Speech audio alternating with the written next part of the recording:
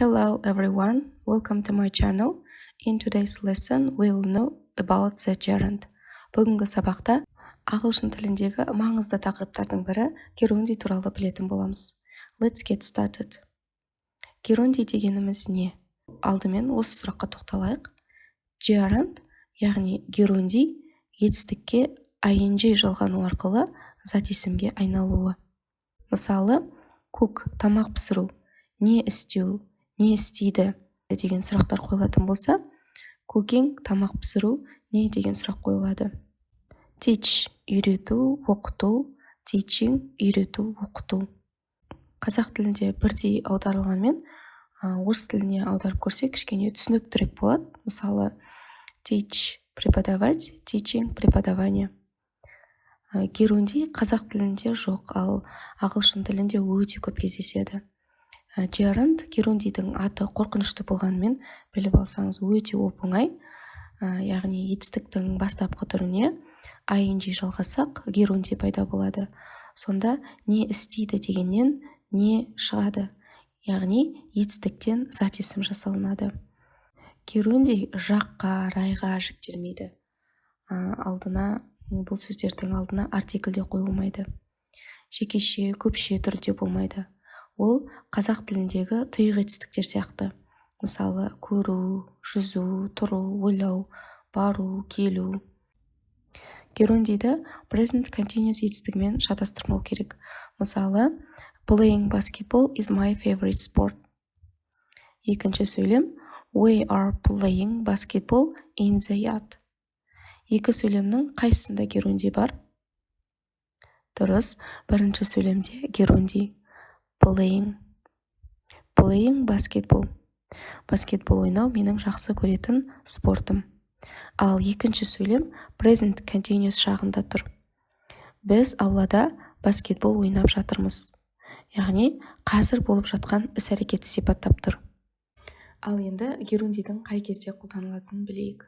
Бірінші жағдай, герундий сөйлемнің басында келіп, бастауыш қызметін атқарады. Мысалы, learning English is not difficult. Ағылшын үйрену қиын емес. Бұл сөйлемде герундий learning. To learn English is not difficult деп айтатын болсақ, онда оның мағынасы өзгеріп кетеді. Екінші жағдай, бір әрекеттің ұнайтынын немесе ұнамайтынын айтқан кезде герундий қолданылады. Ол үшін мына сөздер қажет болады. Like ұнату, love жақсы көру, enjoy рахаттану, hate жек көру, dislike ұнатпау, prefer дұрысырақ көру, can't stand шыдамау, төзбеу. Мысалы, I hate eating fast food. Мен фастфуд жегенді жек көремін. Hate сөзінен кейін герундий eating қолданылған. She enjoys walking in the fresh air.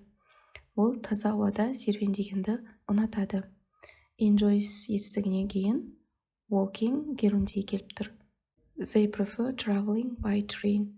Олар пойызбен саяхаттағанды дұрысырақ көреді. Prefer етістігінен кейін traveling герундий келіп тұр. Яғни бұл сөйлемдерде герундий етістік болып тұрған жоқ, ing жалғану арқылы олар зат есім болып тұр. Герундий қолданылатын үшінші жағдай, көмекші сөздерден кейін. Көмекші сөздер деп отырғанымыз ағылшын тіліндегі prepositions. Олар for, of, at, on, in, to, after, without және тағы да басқа. Мысалы, thank you for helping me. Маған көмектескенің үшін рахмет.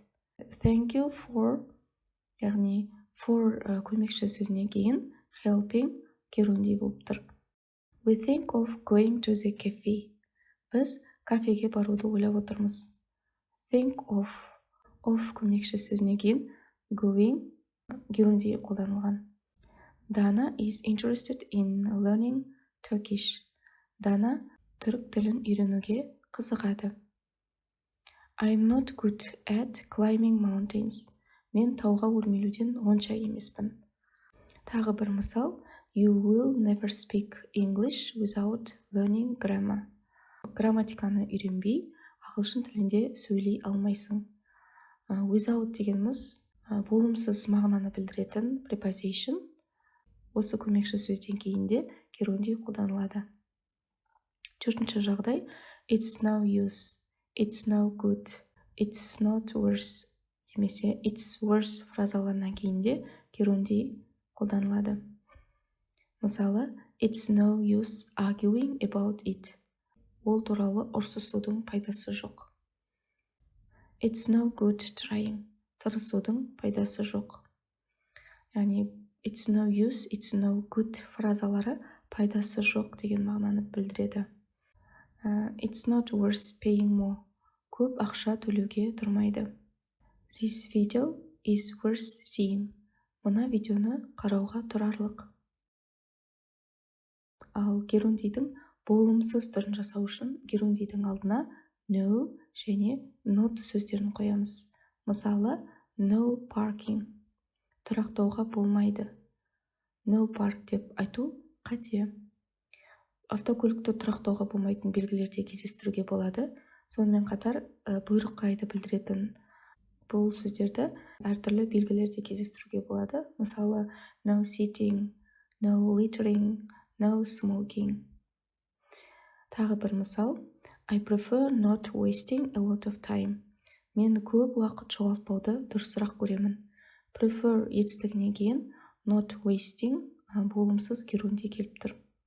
Not wasting дегеніміз жоғалтпау деген мағынаны білдіреді.